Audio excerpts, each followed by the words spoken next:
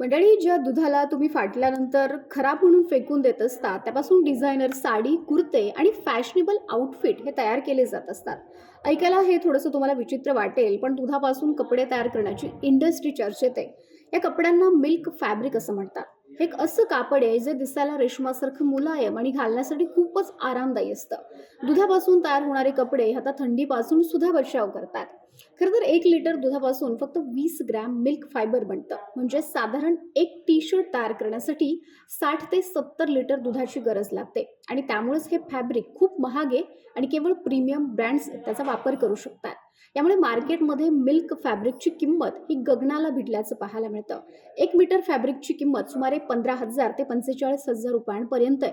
त्यामुळे अशी एक साडी घ्यायची जरी झाली ना, तरी ती 3 ते 5 लाख रुपयांचा त्यासाठी खर्च येतो. अनेक लोक आता प्लास्टिक पासून तयार झालेले पॉलिस्टर सोडून असं फॅब्रिक निवडतात जे निसर्गाचं नुकसान न होता तयार होतं.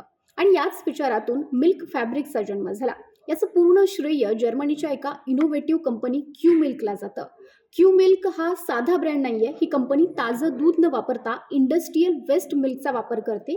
जे दूध खराब होतं त्याला लाखोच्या टनात फेकून दिलं जातं.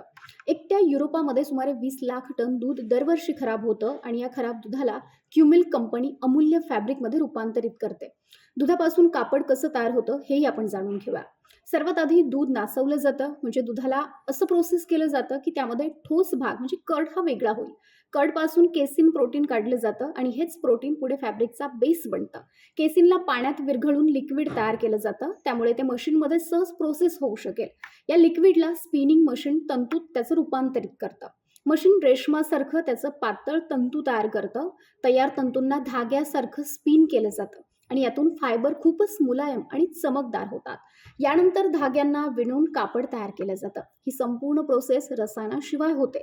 त्यामुळे हे फॅब्रिक 100% स्किन फ्रेंडली आणि इको फ्रेंडली सुद्धा असतं.